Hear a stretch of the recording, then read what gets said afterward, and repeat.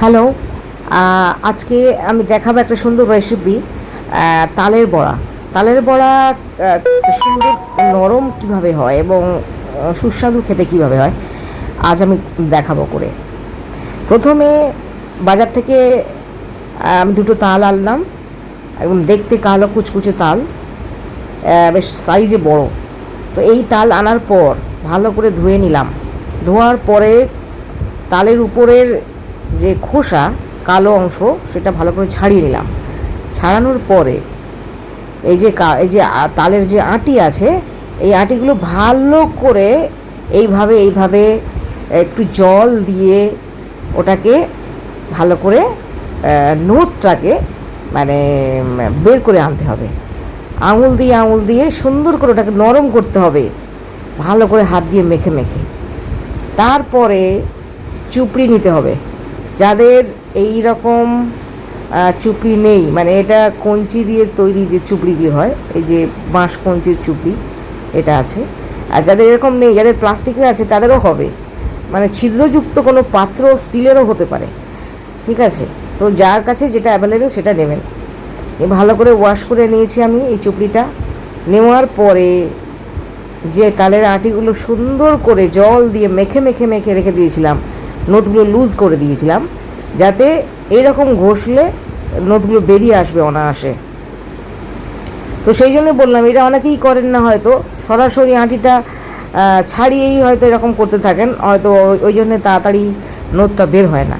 কিন্তু এইটা করলে কি হবে, জল দিয়ে ভালো করে তালগুলো মেখে নিলে হাত দিয়ে, তাহলে তাড়াতাড়ি এরকম এই নথ বেরিয়ে আসবে, ঠিক আছে? তো আমি একটু ট্রায়াল দেখানোর জন্য আমি দেখে নিচ্ছি, যে অনেকেই জানে না হয়তো কীভাবে করতে হবে। তো এইভাবে করলে পরে একটু ধৈর্য ধরে করতে হবে। হয়তো প্রথম করলে হাতে একটু ব্যথাও হয়, হ্যাঁ। তো আমিও অনেকদিন পরে করলাম, তো এটা মালুম হবে না, কিন্তু সবাইকে খাওয়ানোর যে মজাটা, সেই মজার কাছে এই কষ্টটা মালুমই হবে না। তারপরে দেখো আমার অনেকটা তালের নোট বেরিয়ে এসেছে। কয়েকটা পাকা কাঁঠালি কলা, ময়দা নেব আমি, চালের গুঁড়ো অল্প করে নেব, চালের গুঁড়ো বেশি নেবেন না, সামান্য চালের গুঁড়ো বেশি নিলে কিন্তু তালের বড়াটা অত সুন্দর নরম হবে না, শক্ত হয়ে যাবে। চালের গুঁড়ো, সুজি, ময়দা, আর নেবেন কালো জিরে, আখের গুড়। আমি এখানে আখের গুড় ব্যবহার করেছি, অনেকে চিনি ব্যবহার করতে পারেন। যাদের আখের গুড় কাছে নেই তারা চিনি ব্যবহার করতে পারেন। তো যে যেমন মিষ্টি খেতে ভালোবাসেন তেমনই মিষ্টি নেবেন। যদি বেশি মিষ্টি খেতে ভালোবাসেন তাহলে একটু চিনি বেশি দিতে হবে বা আখের গুড় বেশি করে দিতে হবে। আমি এখানে মিডিয়াম পরিমাণে নিয়েছি। এরপরে আমি দেব কালো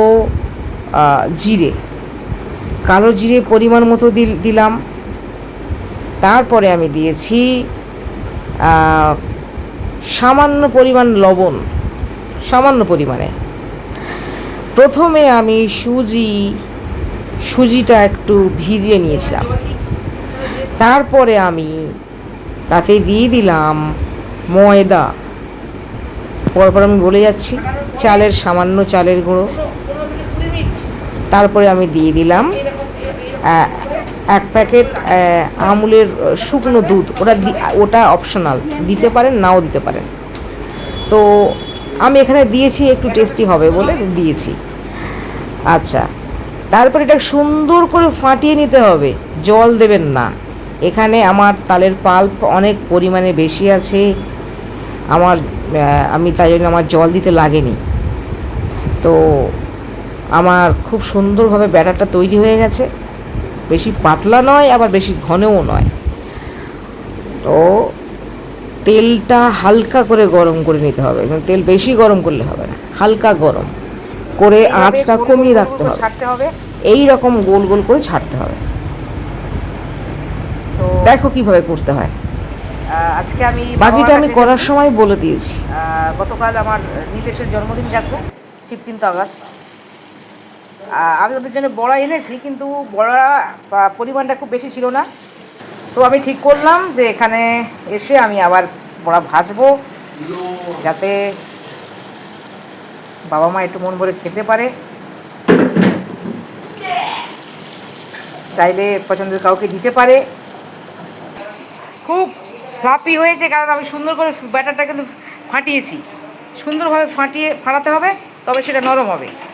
এই যে আমি তুলছি।